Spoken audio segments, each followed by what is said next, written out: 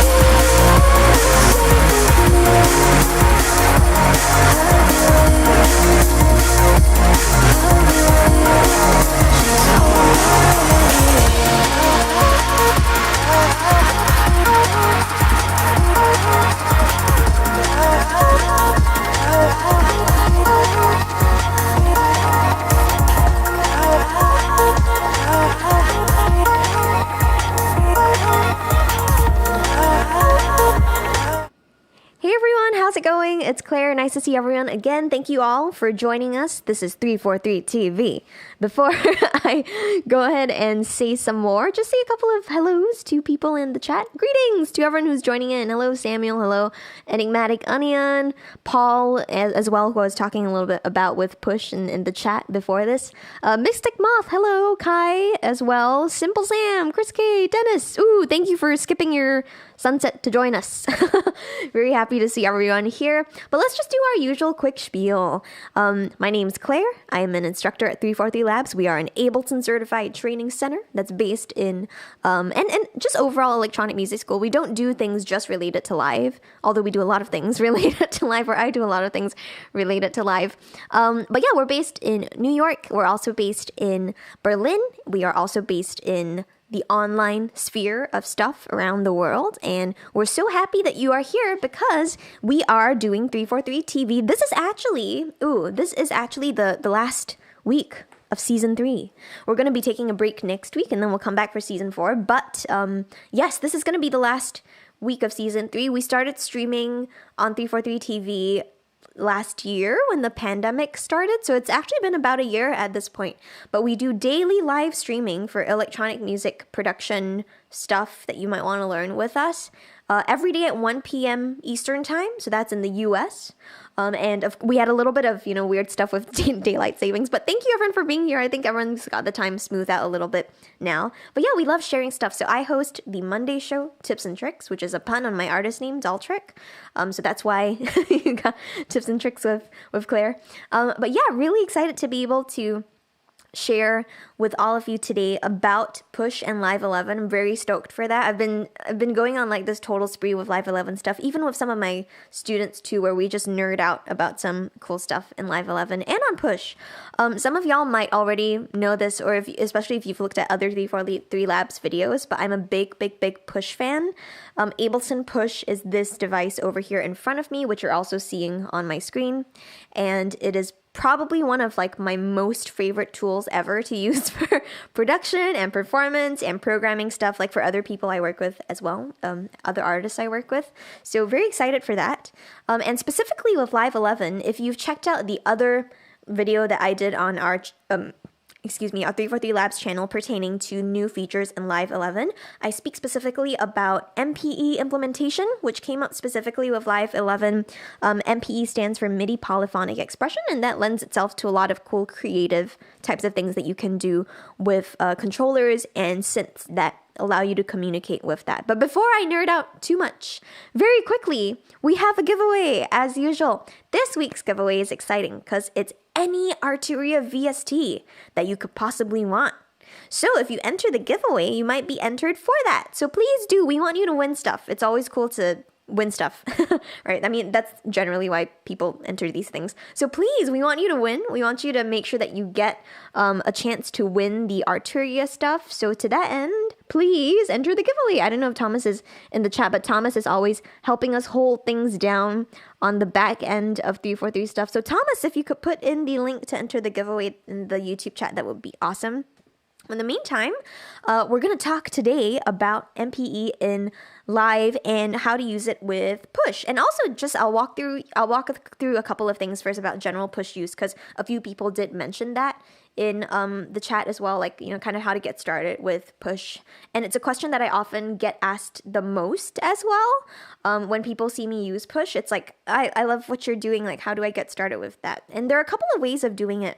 I will say that depending on the context, I tend to shift the way that I share about Push a lot, depending on the background. For example, if I'm working with like a class full of musically trained students, which I do because I'm a professor at a couple of colleges too, it's like then we take a different approach. But in this case, I think the approach today, I think that I'll do might work for the 343 Labs community. So I'd also love to hear from folks if you have used Push before, or if you own Push or have tried it out, maybe like at an Ableton event or something, let us know in the YouTube chat. We would love to hear from folks who have used Push, or maybe you're interested in Push. If you've played around a bit and you want to get it, or you've seen a lot of people use it and you're thinking you might want to get it, please let us know. We'd love to hear from you. And just so you know as well, in some of our previous events, we have even given away like discounts and vouchers for specific Ableton products, which you can use to get discounts on things like Push and Live. But in the meantime, here's Push. As you can see, it is fairly large, or maybe it is just proportionate to my size. I don't know. I joke with a lot of people about this, but Push seems very large because my hands are kind of small, but that's okay. The great part about Push is that it is super fluid. So at the moment, you might be able to see this it's almost a little bit faint, but in my Live 11 set, I'm in session view in Live 11, and there's a faint border that's around a couple of these tracks that looks yellow. This means that I currently have my remote control script set up with Push. This means I can use it in a very integrated way with Live, which not all MIDI controllers have, but Push is one of those that does. So for example, this means if I select a MIDI track automatically, which I have at the moment, I've got some kind of piano sound, I can play according to a scale. So, and I can play chords, do fun stuff with that. Most importantly though, I do have the control script set up properly, which is one of the things that I think a lot of folks may not realize at first. And also because of MPE stuff in Live 11, we have to consider a little bit more in depth. So let's head over to Live at the moment. And I want to pull up my preferences menu. So that's Command, comma. And I want to specifically go to the MIDI tab because this is a MIDI controller. If this wasn't connected to my computer, then I wouldn't hear any sound. Ooh, sad. But I want to set things up right. So over here in my MIDI preferences, I've got Push 2 selected as my control surface.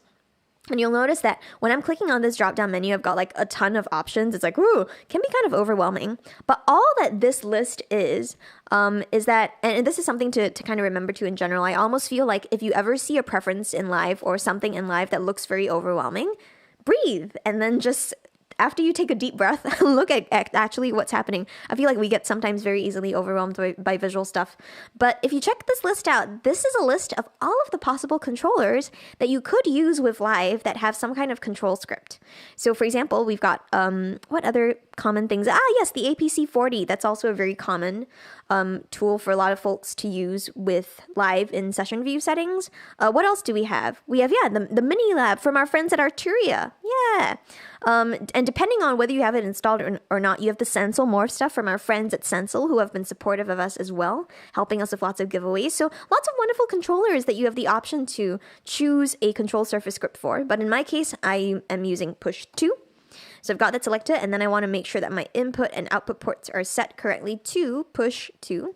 And now I can use this with Live in a very integrated manner. Just to kind of drive my point home a little bit more, if I set this to none, suddenly Push kind of goes all the way dark. So this is super important if you want to use Push in a way that you see a lot of folks using Push. me using Push. If you've ever seen any of my performance videos before, gotta have the control script. So let's set that there. Now, once I do that, it might take a second for things to register, but we should see Push come back to light, maybe? Yes, there it goes. Now, something else, like I mentioned, MPE and Live 11, that we now have to pay attention to is this switch or this checkbox over here that lets us put Push into MPE mode. So we got to make sure that this is checked. This is going to let us do a lot of more creative things with some of the presets inside Live that I'm going to dive into in a little bit. And it's also going to let us change a couple of settings on Push or make our setup on Push optimized for how we use things with Live and MPE. So now that I've got all of these settings set up, I can exit out of my preferences. And I've got a track over here just with a normal piano sound. Let's also go ahead and make this louder a little. Maybe I'll even bump up the octave. Yep, great. So here we got some kind of sound. Before I start playing things though, one thing I want to kind of make sure of as well, relating back to what I mentioned about setting things up right to make sure that you're in the good position to use this device, is go to my setup rather, on Push. And I want to make sure this is enabled. So this is a new knob that has showed up in Live 11. It has a pressure setting. By default, it will be set to mono. But if we set this to poly, we're going to be able to use polyphonic pressure. So that means I can press on two notes and I can have them respond differently depending on the pressure that I'm using with Push. And more on this in a moment. For now, I've set all of this up. So good. I'm going to exit out of that.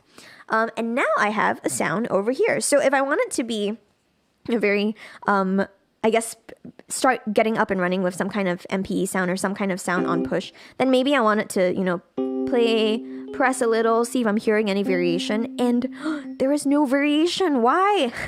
That's because there are only specific instruments in Live that can work with MPE data so far. So not everything is enabled yet. Hopefully it will be in the future. I would love for it to be. But unfortunately, my very generic electric piano sound is not one of those things that are MPE enabled. So there are a couple of even third-party devices that are MPE enabled too. For example, Serum. If you are a Serum fan, let us know in the chat. I love Serum. I think it's great.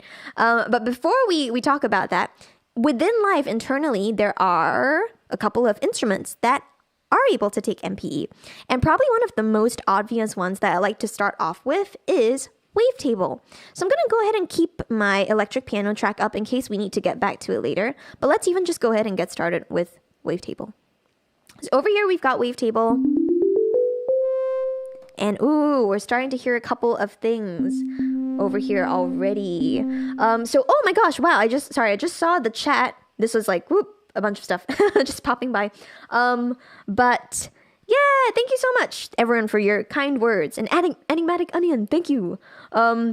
It's dolltr in all lowercase letters with the exclamation point. I joke with people about this too. But if you would rather use my name, you can just call me Claire. Otherwise, it starts getting complicated with all the lettering. Dolltr is very specific about these things. So all lowercase letters with the exclamation point. Hi, Stav! Stav's one of my students. Yeah, great to hear that you finished going through your live course. Very happy about that. Chao Hu, hello from Beijing. Great to meet you. Thank you for coming and joining in. Great to have you here. It must be like oh dear, it must be like 1 a.m. or 2 a.m. in Beijing, because I think it's in almost a flipped time zone. A couple of my other students are currently living in parts of China like Shanghai, and I think one of my other students is in Guangzhou, so they are always like up at weird hours to come to class with me and stuff, but I'm so appreciative of them. So hello, welcome. Thank you for tuning in. Let's see. Cool, we have a couple of folks with Push. That's awesome. Great to hear that. Simple Sam, I've pushed too and you've used it, but fallen out of using it because I never got good at editing stuff. Yeah, I mean, that's something that I think when I first started using Push as well, I thought about that a lot. And maybe this is a little bit of a digression, but I feel that it's important to mention. So oftentimes when I think about using controllers or tools in general, something that I keep going back to is the philosophy and the design of the tool. And this maybe even speaks a bit more to why I still use like multiple DAWs for doing different things. Some of you might know this already from some of the other work in the streams that I do, but I use things like Logic. I love Logic. I use Bitwig, all these different types of DAWs to make the same music that eventually comes out of my dolltr project. So it's like, why is dolltr or Claire doing all of these things? And that's because I like thinking a lot about what each tool is good for. And Push, I find in my workflow, has been really good for getting ideas down in a very quick sort of manner. And now that Live 11 has come out, getting ideas that are a little bit more expressive than I would get if I were to just manually program something in with my mouse if I'm in Ableton Live. Now, the thing about Push, though, is that I like it as a very good tactile surface, but the moment I need to switch over to any very specific fine editing of a sound, I almost always go back into Live directly. There are ways that you can, edit specific clips in Push, MIDI and audio from the surface, which I do, but the moment I can't do something here and it's taking up like too much time, I just jump back to Live. More often though, I do find myself just working from Push because I love how it gives me a tactile hardware type of surface to work on. So sometimes what I'll even do is I'll purposely, to get myself into a good headspace for this, bring Push as far away from my laptop as possible, and then I'll just make stuff on Push, and oftentimes that's a really quick way for me to work. But yeah, thank you for bringing that up about the editing. That's a really wonderful point. Jewel or Yule, I apologize if I'm pronouncing your name incorrectly, but you've Push 1 and you've only hooked it up a couple of times. Push 1 is great though. I really like it too. I would say the main difference for me from Push 1 to Push 2, I've only ever owned Push 2, but I used to use a loaner Push 1 a lot back in the day. And I think the pads on Push 2 are a lot better to the touch. I don't know if anyone else who has used both Push 1 and 2 would like to contribute to that discussion. But yeah, I find that the touch of Push 2 is a lot better. For that. But yeah, great to do that. Simple Sam also forgot how to do set length stuff. Set length. Ooh, I think you mean fixed length. Yeah, there's fixed length. There's that. But that's okay. Let's take a look at that in a little bit too. We'll make a really quick beat together, perhaps. But yeah, great. Okay, cool. I see a couple of Serum folks also. Some chat about Lumi as well. Nice. Greetings. Thank you all for joining in. Really great to see everyone. Odd Hive, hello as well. And Carrie Diamond, hello too. Great. So now I've got Wavetable. Let's get back to this. I always love reading a lot of chat stuff and then I forget. But even just to demonstrate a little bit of what is going on, let's hold down a note.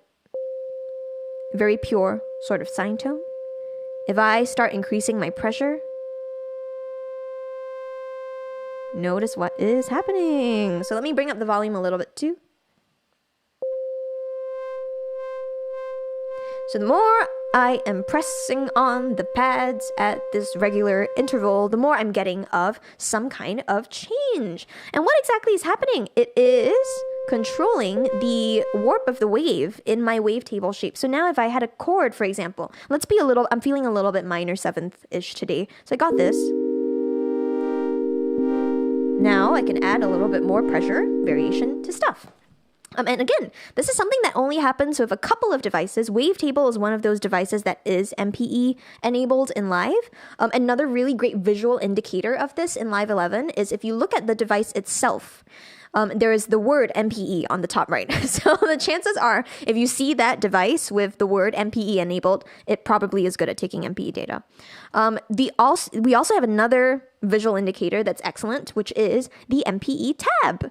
Inside Wavetable over here, we have a couple of different tabs. If you've used Wavetable in Live 10, which is the version of Live where it came out, these 3 tabs were already there: mod sources, matrix, and MIDI. Now we have a 4th tab, MPE, that lets us control specifically what is controlling different parameters inside Wavetable over here. So a really great way of thinking about this is, what am I doing? And then what is the effect that I want that to have? So cause and effect, right? In this case, I'm varying the pressure. So that is what I'm doing. What do I want it to affect? In this case, I think it's already affecting the oscillator 1 warp. We can see that over here in Live. And it's not doing it by a lot. It's only doing it by 10 degrees, or 10 on a scale of 100, right? So if I brought this all the way up to 100, again, I'm just clicking on this box and I'm dragging upwards. Now the pressure variation is going to affect more of the warping of the wave. So here we go. There we go. Nice. Right? So now pressure is affecting that a little more. I actually liked it pretty subtle, so I'm going to leave that at about, let's do like 40 something maybe? 50-ish? Let's see. That's good. But I do actually want pressure to start affecting my wavetable position. So I'm going to, again, think of cause and effect. My thing that I'm doing is varying the pressure. I want it to affect the oscillator 1 wavetable position. So I'll click and I'll drag upwards over here. And now, as I scroll through and I apply more pressure, as I apply more pressure, I'm scrolling through the wavetable. So if I've got my minor 7 chord, starting off very pure, maybe. And then over time, as I apply more pressure, it's starting to get a little bit more intense as well. Let's also just go ahead and bring down the frequency a little bit. So slightly lower cutoff, maybe a little bit of resonance around the 1K. Nice. Very cool. A little bit more, maybe like 3. Great. So that's like a very quick 101 thing on getting started with MPE. But here's the thing about the MPE stuff, which maybe you may or may not have heard from my demonstration of this. I'm able to independently change any of these values for whatever note I'm playing. So for example, if I've got, let's start with a minor 3rd. I've got these 2 notes. I've got this and I've got this. I can independently change their data depending on how much I'm pressing on each of them individually. And this applies for all of the notes, right? So let's bring back my minor 7. I can make them all change and evolve a little bit at different rates, which is very cool. And ultimately, I'm not specifically looking for like a super big gesture at this stage, but I do want a little bit of variation to make things a bit more interesting, right? Because it might be nice, to have a little bit more, I don't know, crunchy things or little crispy variations going around with the wavetable stuff. So that's what I want to try doing, and I think I'd actually like to do a little bit of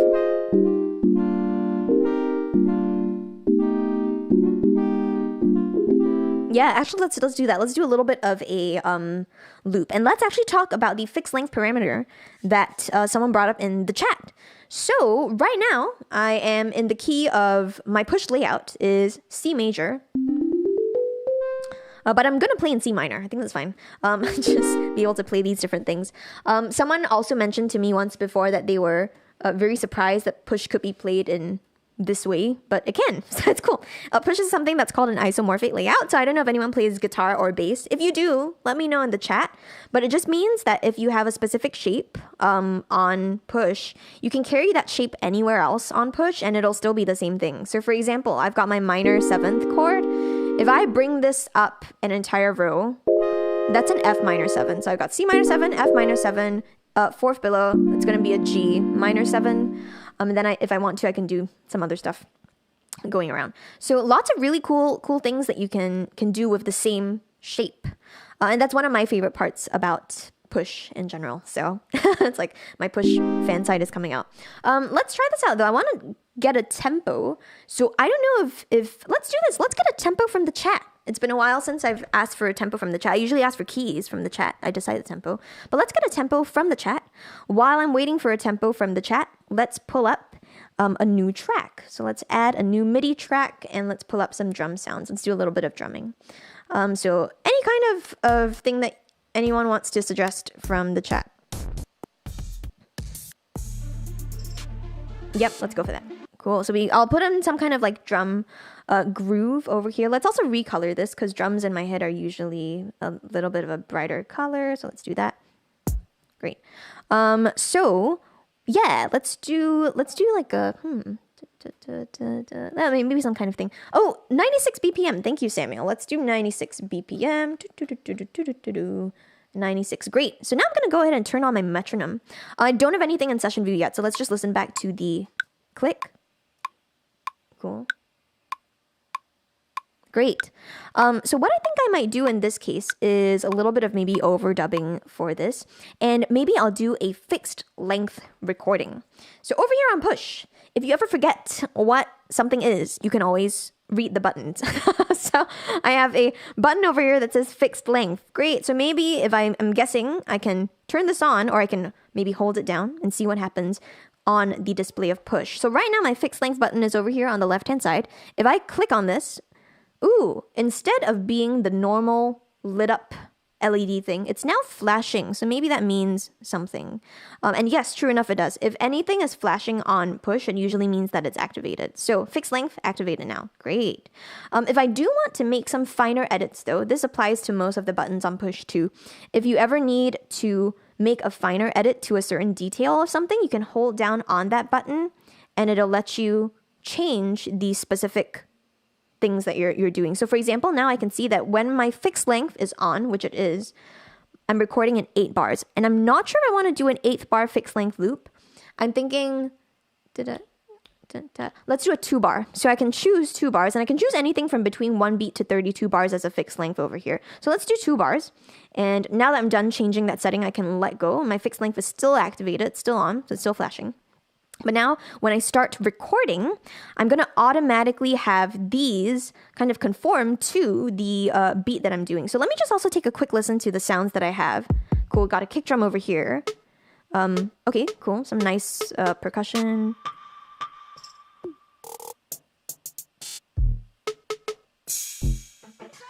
Okay, cool. Then some other samples on the top. Let's use the snare and then we'll use this kick drum over here. So let's go ahead and get started. I'm going to play this back. My metronome is going. I think I need it a little bit louder. So let's hold down shift and change the master volume knob, make it a little louder. Cool.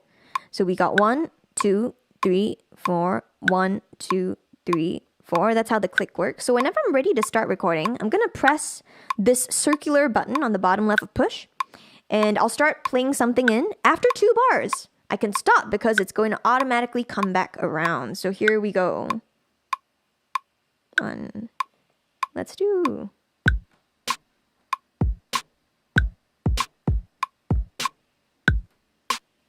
Nice. Quantize that. Great. I can turn off the metronome now because I got my reference for that. Something else that I like to do, especially with any kind of sound that I have, is internal mixing within the device itself. So over here, I'm gonna go to my snare and just make this softer. Great. Now let's do a little bit of overdubbing. I had a hi-hat over here just now. One of my favorite things to do when I'm using Push this way to make things very quickly is to overdub some hi-hat. So for example, I just turned on this repeat button. Now it's flashing as well, so it's engaged. I'm just holding down one hat, but it's going on and on and on in eighth notes. I can also adjust. Maybe do a couple of stutters, right? Cool. So let's overdub a couple of these. Turn on the record button again. So I'm just pressing it once. It's going into overdub mode. Everything's lit up in red. So I know that I'm ready to start recording. Here we go.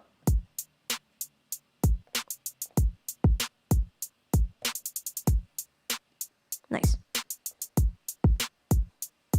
Great. So we got some basic drums. Very cool. Let's bring that down a little. Now we can start maybe thinking of some chords, which is great. So what I usually like to do when I'm thinking about different types of things is I like having the drum beat in the background, and then I'll noodle around a little bit on the chordal thing that I'm using. In this case, it's Wavetable, right? So I got this over here. And that was an interesting major minor 7. Anyway, so let's bring this back up over here. Let's maybe do like a, yeah.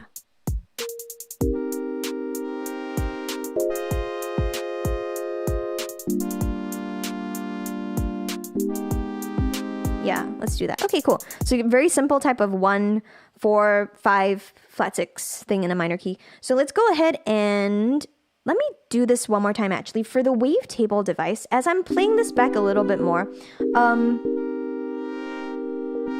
cool. I think I actually want to start off with already a brighter sound. So I'm going to go ahead and adjust the Wavetable position already. So that means I'm starting off with something brighter, and then my pressure is going to add a little bit more to that. And with the frequency, we'll bring it down a little more, and then maybe also dip up the resonance. So yeah, that's nice. Cool. And all of these adjustments I'm making from Push, this is part of the reason why I talked about the thing that I like doing, where I grab it and then I run somewhere else far away from the computer, because it kind of puts you into a different headspace. So I love that a lot. But let's keep going. Cool. And now this time though, I want a fixed length thing for 4 bars, because I want a 4-bar chord progression. So we change that. And whenever we're ready, we will go for it. Here we go.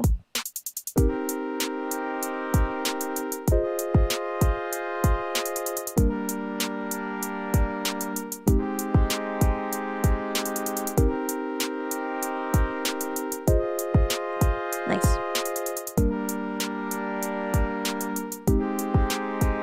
Good. Okay, let's take a pause because I just did a bunch of things. And it's like, okay, well, what's Claire doing? But yeah, so I've got my chords going now. I can hear the subtle changes in there. Let's go ahead and solo the chords and we'll play it back again. Can you hear that? All right. Very nice. And it's all kind of evolving at different rates. So it's about these subtleties that I think make MPEs so powerful. To get lots of wonderful variation. Good. And if I go into clip view, I can also see the length of stuff as well. So that's always nice.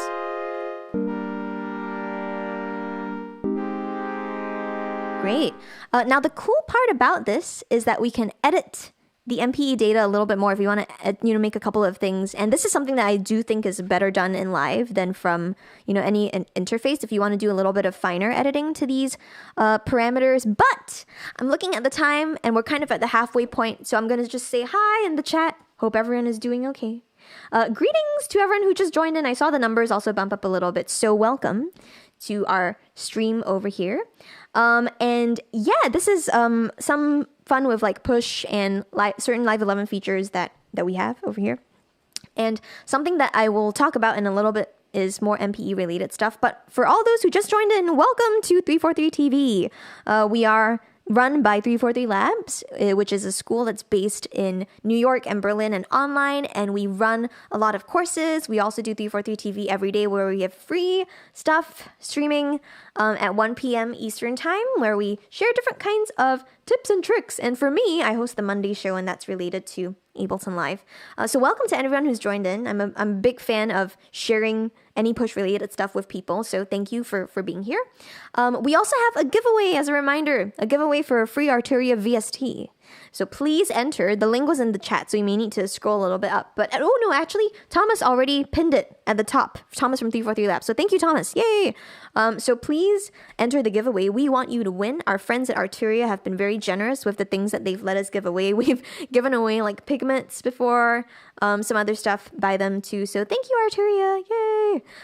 But great. Over here, we got something to start off with, which is wonderful. Well, at the start of today's stream, I mentioned how I would also talk a little bit about some push-specific features that might not necessarily be related to Live 11, but we're about to get to some of these in a moment. So, yeah. Oh, we had a question from Mystic Moth. For a drum rack, how do you see the instruments beyond pads 1 to 5 on the upper display? Beyond pads 1 to 5. I'm not entirely sure what that means, because you can see all the instruments. So let me go ahead and unsolo, or I'll solo the drums. Beyond instruments 1 to 5. Yeah, I'm not super sure what that means. But you are able to choose and see whatever note you pick. So for example, over here on my drum rack, I've got all of these different things that are hanging out, right? If I press on any pad, I am able to see that waveform show up. So I can make edits to specific samples directly. That's what I was doing with the gain of my snare just now.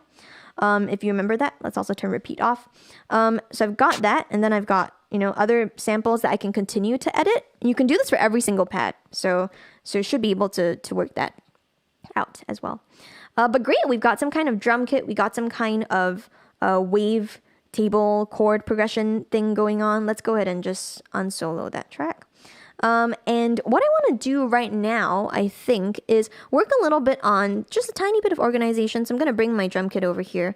Let's do a little bit of a closer look at some of the wavetable information. So for a moment, I'm going to step away from push in this sense, but I'm going to go ahead and double click on my stuff over here. Now, this is an updated view of the clip view inside Live, which is very cool because it has been revamped and there is now an additional tab that lets you look at MPE data. Woo, yay! It's like, and this is a part that maybe is a little bit more dear to my heart because I helped out test some of these things before the official Live 11 release when it was still in the alpha stage. So very crazy. But lots of wonderful things that were suggestions that got implemented by the wonderful folks at Ableton. So thank you, Ableton folks, for having me test this. Let's head over here to this third tab. So in the first tab over here in Clip View, I've got my notes themselves. This is the note or the sample tab. So if you're working with audio, this is where you would see that. And then you can click on the envelopes tab, which is the second part over here. So if you're doing, say, pitch bend stuff, you can go ahead and do that over here. Or if you're doing automation for like track volume, specific things like that, you can also do that here. And then the third tab, woo, yay! All the squigglies. Wow, yay! These are all of the curves for our pressure data. Check this out over here at the bottom. I'm going to go ahead and close up slide first just so we can see pressure in a little bit more of an expanded way. But similar to how a lot of editing works in Live with, say, the velocity sliders in the lower section, and that's usually in the notes tab. You'll see the velocities pop up over here at the bottom. If you're in the note expression tab, you can see each different kind of note expression information on its own individual lane. So that's kind of what we call the expression lanes. We've got pressure over here, which is cool. We can now see each of these. And if I want to fine tune things, I can click on any of these and I can draw them in, or I can also just click and, drag some things over. I'm not sure if I would want to do what I just did because that would be a little strange. But you can make some finer adjustments to these things. You can also, of course, delete things if you don't want to hear them. And if you have the editor popped up, which I will in a moment, you can even see it like on a per note basis. You can scroll into a specific note and even adjust maybe pitch bend data pertaining to this particular note. So let's try this out actually. Maybe for this C that I have over here, I want to do an individualized pitch bend all the way down to, yeah, let's do like below with maybe like an octave below and then bending all the way up. And it will be so cool to see this. So let's go ahead and I'm going to hold down Command so that snaps to the octave. Let's do that. Cool. And let's take a listen to the wavetable at the moment. I actually don't know how this is going to sound, but if we're lucky, we'll be able to hear something. So here we go. Nice. Beautiful. We always want that. Yes.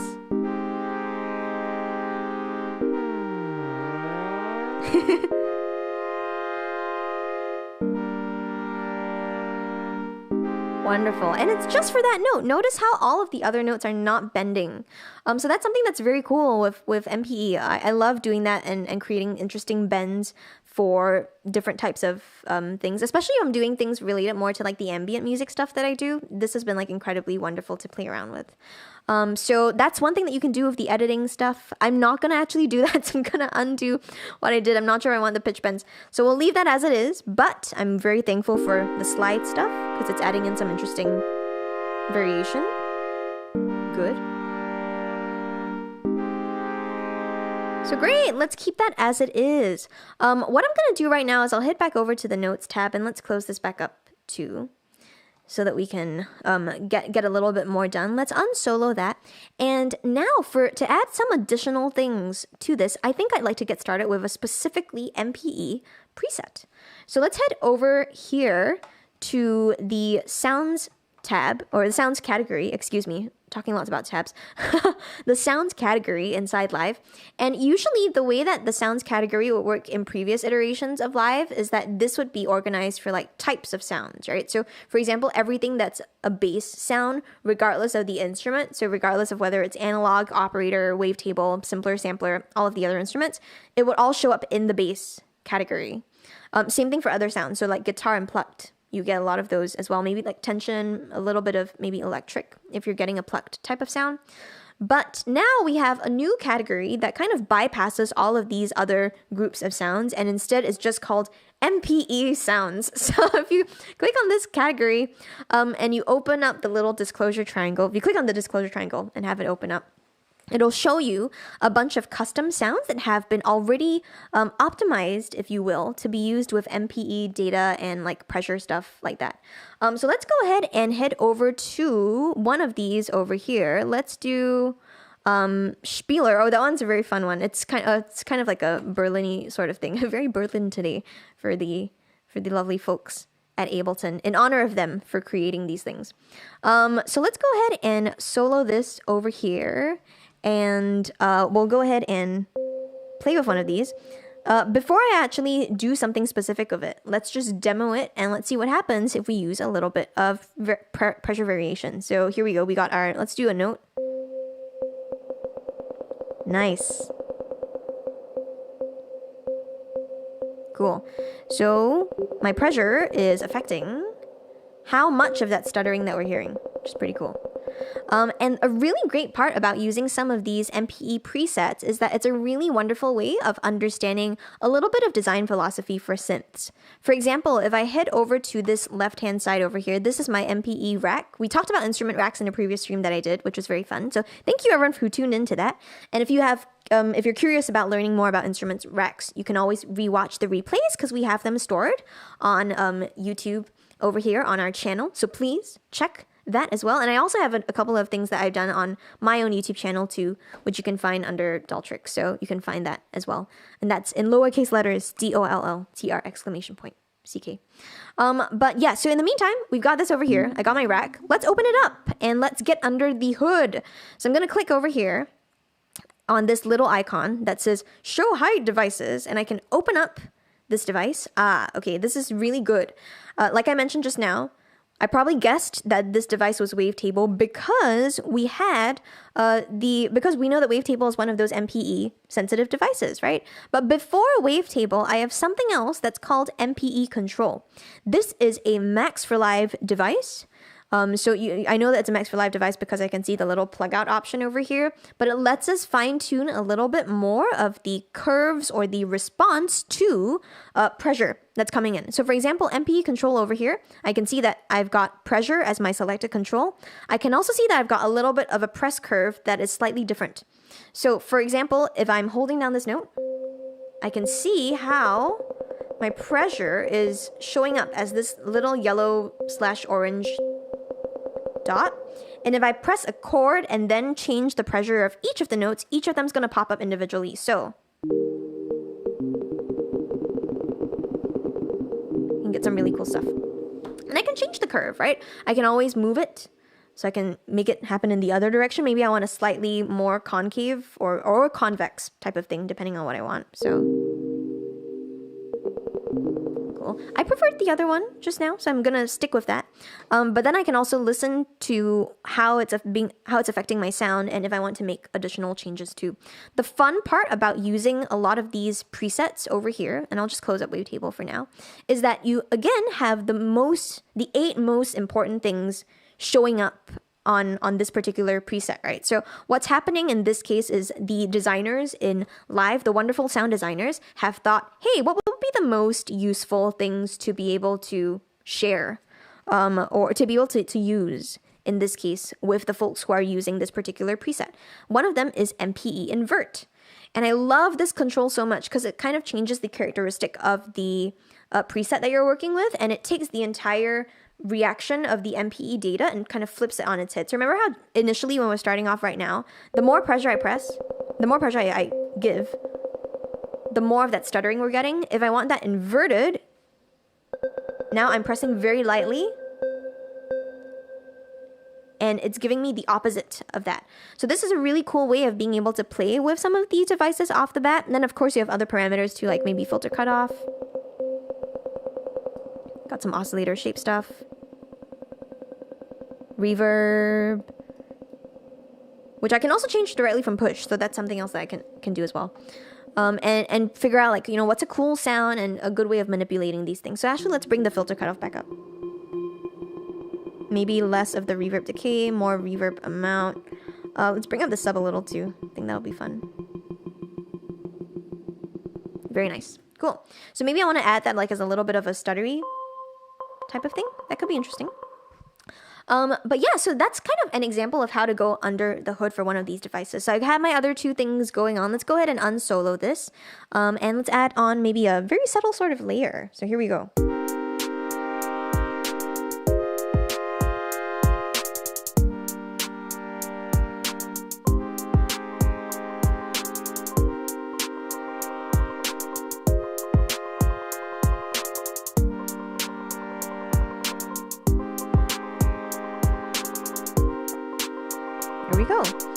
Let's also send it to some reverb and delay. So let's go ahead and do that.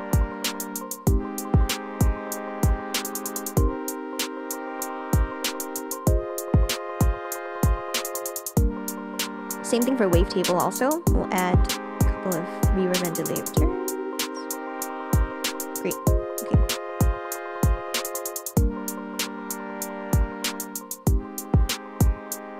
Sweet. So now we've got a couple of things going on. I want to also add in some kind of bass, and I think we can use another MPE sound for this. So let's take a listen to a couple of these things going on. We've got airy pad and sub, which is actually a 5th, so I'm not sure if I want to use that.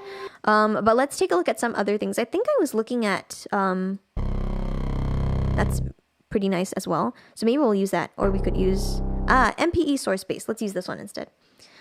Great. Now, when I usually think about bass, I like thinking of them as like also a different shade of blue. So hopefully it shows up as blue. Oh, yes, it did. Great. Convenient. Let's make it a different blue though. So let's make it that. Now I can start creating some additional stuff with it as well. But let's just keep things simple. I want to make some kind of bass line to go along with the chord progression that I had. So let's do that. Here we go.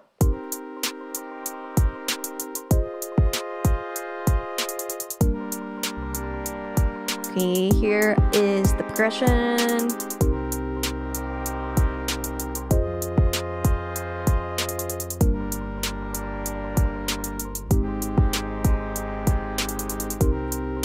Nice. And we can see the data also. Yeah! Cool. So starting to make things with MPE sounds. Very cool. And we'll take a pause right there. But yeah, that's a really quick way of getting started. And even for the bass itself, I didn't actually do a lot to the sound. All I did was pressure variation, but it was enough to create a little bit more interest. So I'm going to go ahead and just solo the bass as well. You can hear that happen a little. And then pulling back on the pressure. Pulling back on the pressure. Very cool.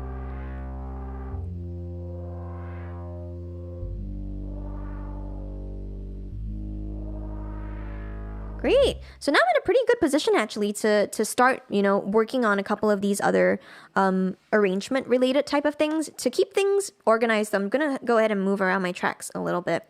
Let's say I wanted to maybe create some variation and create some sort of arrangement for this. I have these in a row at the moment. So maybe this is going to be like the most exciting upbeat part of my piece. So I'm going to go ahead and duplicate this entire scene from Push. Great, so now we have a bunch of these, and let's just make a couple more. What I think I'd like to do is have this fourth row over here be the actual drop or the chorus of this. So I want everything else to lead up to this point, right? And I think I only want the drums to come in over here. So from Push, what I'm going to do is delete a couple of these drums. Oh, whoops, press duplicate instead. Delete. There we go. I want my bass to come in, I think, maybe at that part over here. I think this could work interestingly. Let's re-put that back in, holding down duplicate. So now each of these is kind of like a section of my piece. And maybe the full drums come in here, but actually on second thought, I do want a little bit of some drums coming in before that. So let's go ahead and duplicate this clip over here. And I want to edit this a little bit. So I'm just going to select it. Let's head over into note mode.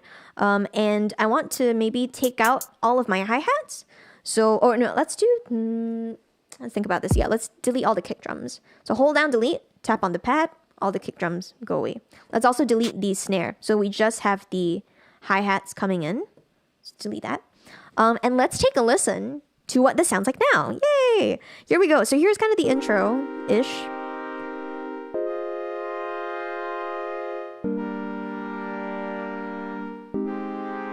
Bass comes in.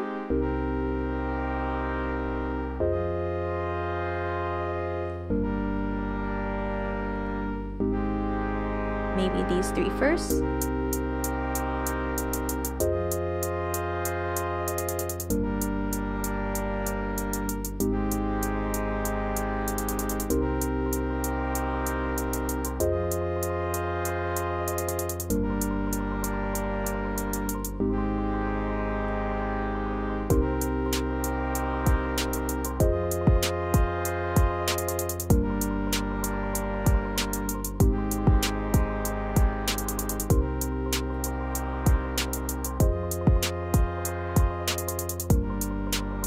Cool. And then we can do a breakdown with just drums and bass.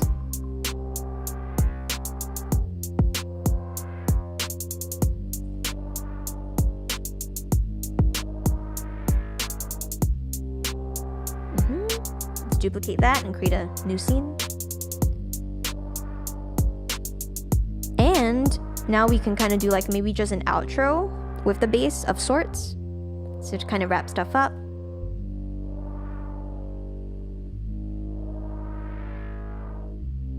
And I like how the MPE is giving it a little bit of more interesting color. Great. And we'll stop this in 4, 3, 2, 1. Piece is done. Yay! So we just made something with a bunch of MPE sounds, everyone. Oh, I think I pressed something differently. Let's tidy this up a little bit. Always big fan of organization. So, oop, there we go. But great, now we got this. I might actually save this. This is kind of cool. It's maybe a start to something new. But let me just head over into the chat. Thank you so much to everyone for tuning in. Really appreciate it. And yeah, this was really fun. I love as you can probably tell, I love speaking about Push, and I love sharing about Push to that end. And I think it's something that a lot of people maybe might be slightly scared of, just because like we see something and we don't know how to do it. But one thing I love to emphasize to my students, especially a lot of the time, is most of the time when you don't know something or you aren't able to do something, it's really just a matter of practice.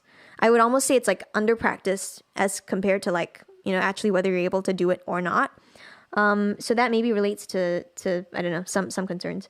But Jay Gaska, I think I just saw your name. Welcome. I'm not sure if you've been here before.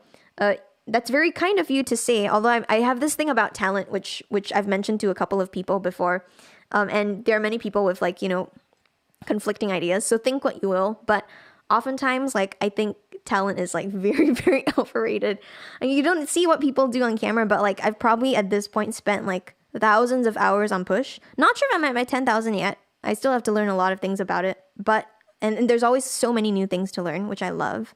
But yeah, the hard work that goes like into this sort of thing. It's crazy. Like, so if you're ever scared of learning things, I feel like that's something good to think about. Not so much that it's daunting to spend many hours on this, but like if you are very passionate about something and if you want to be good at it, it's really just a matter of doing the due diligence and being able to, practice and exercise that muscle of doing this. For example, like, knowing that fixed length is over here. That's something that you will always remember if you use it often. Or knowing that holding down shift and then moving the master knob of push is able to change the cue volume instead of the master volume. That's also something that comes with using it a lot. So I just think about that so much when people bring up the concept of like talent and, those kinds of things. Granted, you can have it, but if you don't do anything of it, then it's completely useless. So I'm a big believer in the power of hard work and consistency, which is also very important too. But yeah, thank you so much to everyone for tuning in. If you want to, and we really want you to, please enter the giveaway. I love mentioning this so much because it's really cool to be able to win stuff. We all love winning things, right? I mean, I like winning stuff too, winning free stuff to that end. So please enter the giveaway, and please work hard if you want to do these things. And yeah, thank you so much all for tuning in. I'll just take a couple more questions also because like this is the very last stream that I'm doing for this season of 343 TV. So let me know if you have any last questions. But Steph, you're most welcome. Thank you for tuning in, and Ivan as well. Sam, what do push buttons feel like? It's hard to tell you if you can't feel them, but they feel very much, I would say, solid enough for you to do interesting like finger drumming stuff on. So that's why I like them the most, honestly, out of most of the push things or most of the controllers out there that I use. I prefer push, for example, to the MPK mini pads as a bit of a reference as well. So Ivan, in terms of workflow, can you page through tracks in push without tapping the arrow key? I guess I think you might have actually answered your own question because you will need to page through tracks on push by tapping the arrow key. Like that's the way that you would do it. So for example, if I have this track over here, the only way that I can select it, if it's not already on my screen and I'm pushing these soft buttons over here, is to use the arrow key. So that's like, I feel like it might be answering your own question. Anyway, but yeah, so there's like a ton of things that you can do, and it's funny that Simple Sam mentioned like RTFM as well. So I feel like it's funny. I mentioned this before on the stream too, so maybe it's for folks who have not seen me talk or not heard me talk about this before. But I think like the Ableton reference manual is like truly one of the best manuals out there. So if anyone's ever interested in, learning something or figuring something out, the chances of you finding it in the reference manual are super high. And it's free to access. It's on the internet. So like RTFM, it means, like read the effing manual. I call it read the friendly manual because it's a very friendly manual. It's written in a very nice way. You can read the friendly manual, and the manual, because it's so friendly, will usually tell you what you need to know without you having to even like ask someone else. So there's so much info packed into that manual that more often than not, like I joke about this, but it's like, again, doing the due diligence, right? If you read up, you'll probably know stuff. That's how I learned live. That's how I learned live initially when I started. I did a lot of stuff in the software to get a good idea of it. But if I ever had a question, it was always ask the manual because it's so friendly, right? Even versions before this, it was very fun to read. But yeah, cool. I'm kind of looking at the time, everyone. Thank you so much for tuning in. Last reminder to join the giveaway. Once again, it's been really wonderful to share with all of you for the last 3 seasons of 343 TV. It has been very cool to work with different kinds of topics, and you can check out the archives where we have a bunch of these. I remember the very first episode. Wow, that was crazy. That was like a year ago or something. But yeah, we've been covering things like I'm trying to even remember. If someone remembers what topics I've covered previously, let me know. But I've talked about vocoders, big fan of that. Specific devices like vocal synth. We've talked about arranging on push. There was a whole episode that was dedicated to drum programming on push, I think. And there was a whole episode on vocal processing, which I thought was very fun for me. I love working with vocals, as you know. Simpler, we also had an entire episode dedicated to that too. What else do we have? We had yeah, we are making chord progressions on Push, which I thought was really fun to do. So that was also great. And yeah, lots of really good content. You can check all of that out on our YouTube channel. Please subscribe and turn on the notification bell so that you can be notified when we stream again. But yeah, thank you so much, everyone, for tuning in. Tomorrow we have a special call-in show episode with Tatro, who is our creative director at 343 Labs. He is also wonderful. He runs his own YouTube channel, even outside of the 343 Labs channel. A number of us do. For example, I do as well. But tune in tomorrow to have him answer all of your producer questions that you might want him to answer. He uses live as well, so that'll be a really wonderful opportunity to get some more questions answered. But in the meantime, thank you so much again, everyone. I'll wave bye from Push. Bye. And I'll see everyone hopefully again soon. So thank you, everyone, for tuning in. Have a great week. Bye.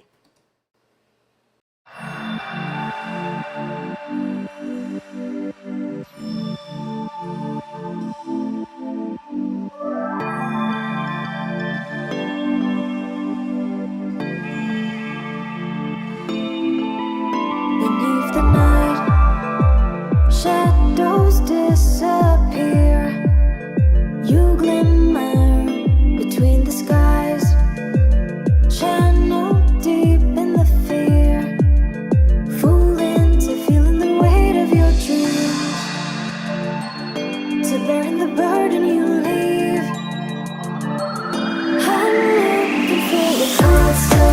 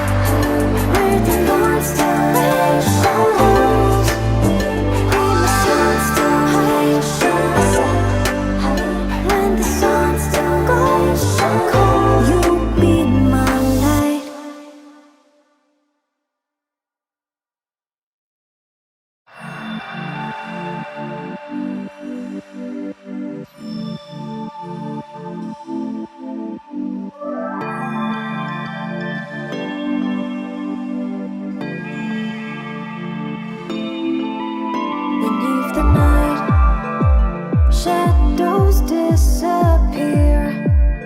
You glimmer between the skies.